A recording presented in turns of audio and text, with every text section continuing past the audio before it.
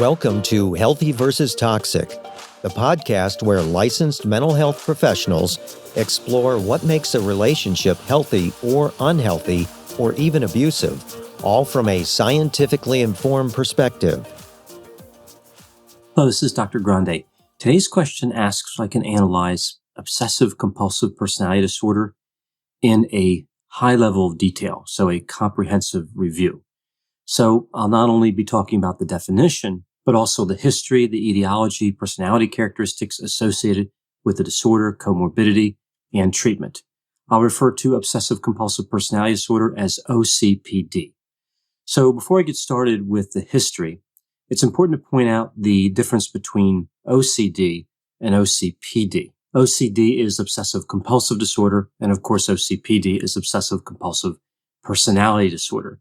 So we only see the word personality that differentiates them in terms of the name, but in terms of their characteristics, they're quite different.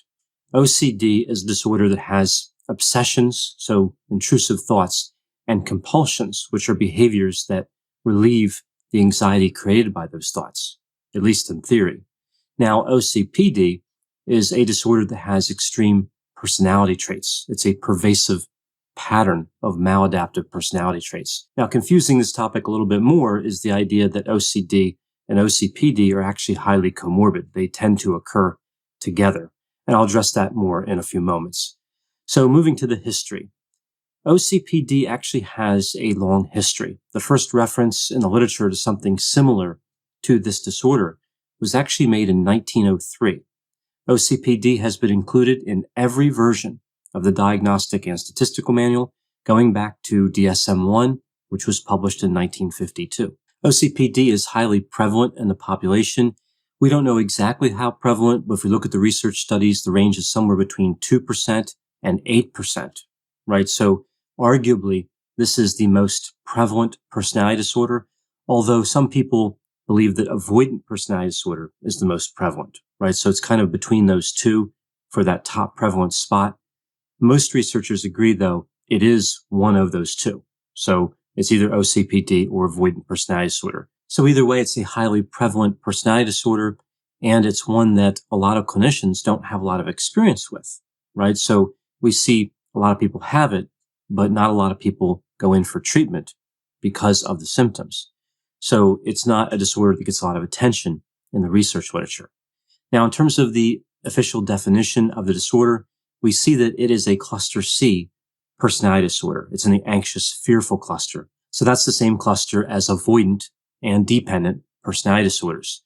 This disorder is characterized by perfectionism, rigidity, negative affectivity, so having a negative mood and expressing that negative mood, interpersonal aggression, and a need to control other people. There are 8 symptom criteria listed for OCPD.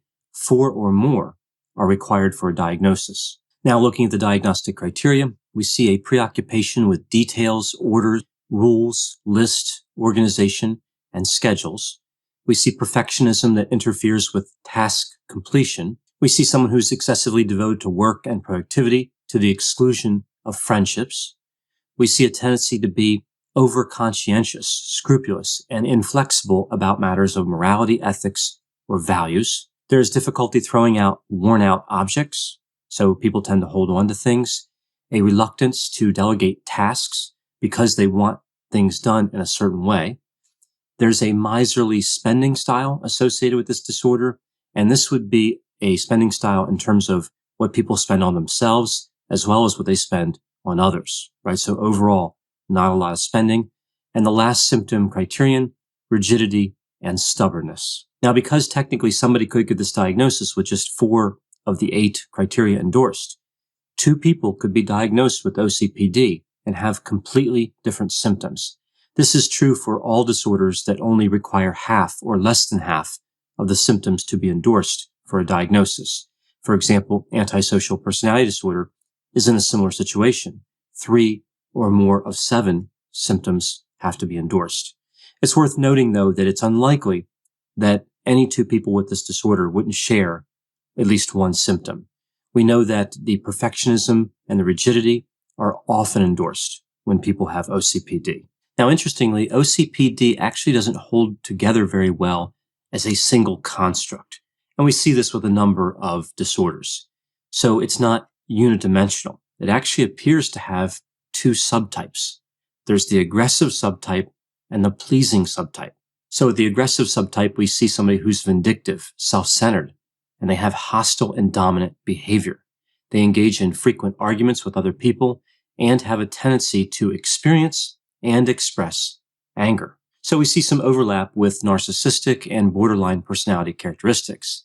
Looking at the pleasing subtype, here we see someone has high levels of self-doubt. They lack confidence. They have low self-esteem. They're overly friendly, submissive, and preoccupied with approval from other people. One theory here is that this type of OCPD is actually a combination of OCPD and OCD. This subtype also has some overlap with borderline personality features, but also with dependent personality features. So now moving on to the etiology of this disorder. So what causes OCPD? Well, as with all personality disorders, we see both a genetic and an environmental component. The etiology of OCPD is not really that clear. There are reports that say the heritability may be as low as 27%, but then we see other reports that indicate that it may be as high as 78%. There are a lot of different theories in terms of the environmental side. Some of the most popular theories indicate that strict parenting may be causal, so that may contribute to the development of the disorder. Now, looking at the personality characteristics associated with this disorder, I like to look at personality using the 5-factor model of personality theory. I remember the traits in the 5-factor model through the acronym OCEAN: openness to experience, conscientiousness, extroversion, agreeableness, and eroticism. I'm actually going to start here with conscientiousness because that's the personality trait that we think of initially as being the most related to OCPD, having the strongest association. So conscientiousness describes individuals who are industrious, reliable, self-disciplined, and ordered. There are 6 facets of this personality trait: competence, order, dutifulness, achievement striving, self-discipline, and deliberation. Now, again, a lot of people look at this and say OCPD must be related to conscientiousness. It seems like an obvious connection, but the findings in the research are actually not as clear as that. Self-report measures of OCPD show large positive correlations with conscientiousness. So what this means is when people have the disorder, they tend to rate themselves as highly conscientious. But here's where it gets tricky. Interview-based measures of OCPD. So these would be when people are observing other people who have OCPD. These show a non-significant relationship. So outside observers see OCPD differently than people who have the disorder. So we see really little evidence of a relationship between OCPD and conscientiousness at the trait level. But we really have to look beyond the general trait. The real story in this relationship is in the facets that I talked about before. Now, self-discipline, competence, and order are negatively correlated with OCPD, and the disorder is unrelated to deliberation and dutifulness. But it has a positive relationship with achievement striving. So what might be happening here is that people are seeing a lot of achievement striving and perhaps forgetting that there's much more to conscientiousness than just that one facet.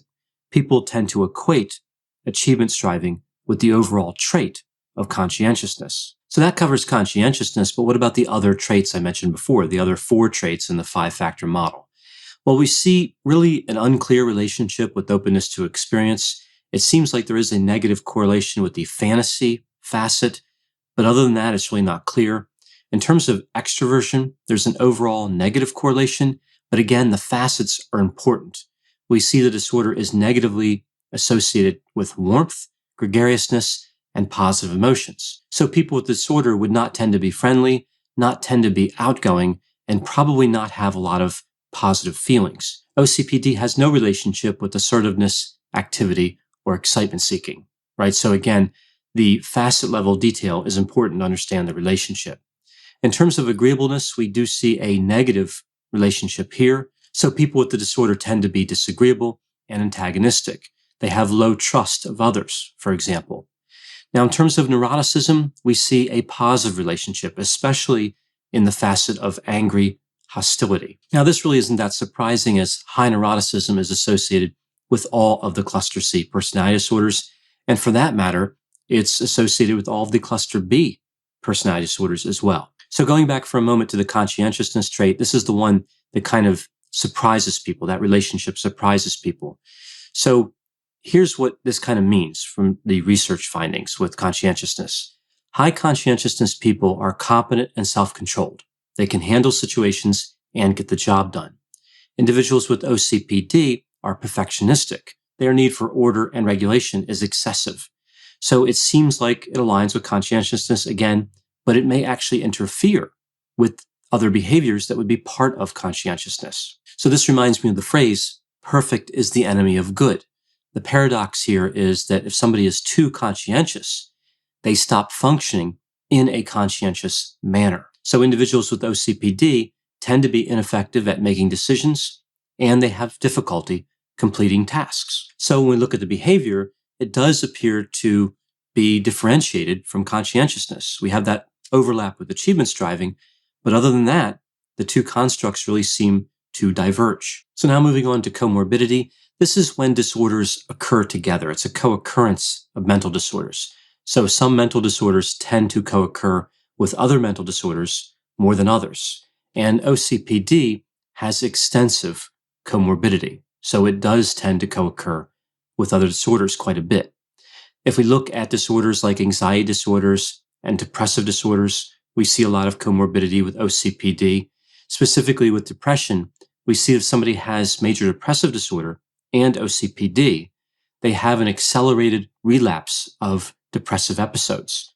So they tend to move back into a depressive episode more quickly than somebody without comorbid OCPD. Now, the co-occurrence with obsessive-compulsive disorder, OCD, is somewhere between 23 and 45%. And there's a theory here, specifically in terms of poor insight OCD, which is egosyntonic, meaning when somebody has poor insight OCD, they tend to look at their symptoms as being expected and normal, as opposed to thinking that the symptoms are unusual. Well, the theory here with poor insight OCD is that it may in fact be OCD comorbid with OCPD. Now, in addition to this, we see that OCPD is often comorbid with eating disorders, somatic symptom disorder, chronic fatigue syndrome, and Parkinson's disease. 40% of individuals with Parkinson's disease have OCPD. Now, in terms of treatment, we see that all personality disorders are actually difficult to treat. There are really no exceptions to that. But OCPD has a curious relationship in terms of treatment outcomes. Some studies show that if somebody has comorbid OCPD, there is a higher risk for a poor treatment outcome. For example, if somebody has depression and OCPD, we would expect the treatment for the depression to be less effective. And the same thing with anxiety and OCPD. We would expect that the treatment wouldn't be as effective in treating the anxiety. But this is where it gets a little tricky.